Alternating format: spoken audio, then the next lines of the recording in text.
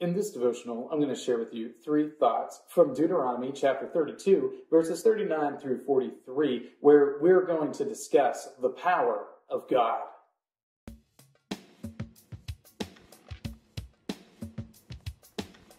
Deuteronomy 32, verses 39 through 43 says, "See now that I, even I, am He, and there is no God beside me. I kill and I make alive. I wound and I heal, and there is none that can deliver out of my hand. For I lift up my hand to heaven and swear as I live forever. If I sharpen my flashing sword and my hand takes hold on judgment, I will take vengeance on my adversaries and will repay those who hate me. I will make my arrows drunk with blood, and my sword shall devour flesh, with the blood of the slain and the captives from the long-haired heads of the enemy. Rejoice with him, O heavens, bow down to him, all gods, for he avenges the blood of his children and takes vengeance on his adversaries. He repays those who hate him and cleanses his people's land." This is taken from Moses' song, the song that he writes right while he is getting ready to die. It's the song that he writes to describe the glories of the Lord for the people of Israel. These are really his last words that he is going to communicate to these folks that he has led for 40 years in the wilderness. And he focuses on the power of God. He talks about how the Lord is mighty, how there is none that is greater than him. And he sings this song and leads them in this song that talks about how the Lord is going to ultimately vanquish all of his enemies. It's the power of God that Moses focuses on, and that's precisely what the people of Israel needed to hear.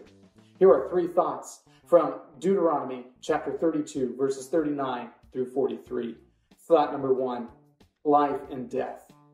God, the God who has been leading the people of Israel in the wilderness, the God who saved them from slavery, who prevented them from going into the land of promise after they had rebelled against him.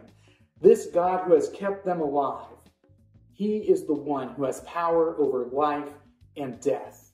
He can kill and he can bring life.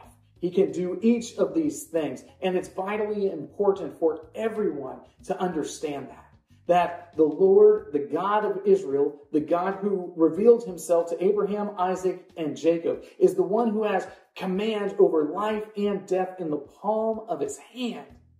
Because of that, we worship him. Because of that, we fear him. Thought number 2, vengeance on enemies. The Lord is going to have vengeance on all his enemies. Not just his enemies. He's going to have vengeance upon his enemies and the enemies of his people. So if there is a nation that sets themselves up against Israel as they are getting ready to move into the promised land, the Lord is going to exact vengeance upon them. All of these people who have been speaking ill of Israel, all of these people who have been taunting them, who have been attacking them, the Lord is going to execute his vengeance upon them. And when he does so, it is brutal. It is profound. It is all-encompassing.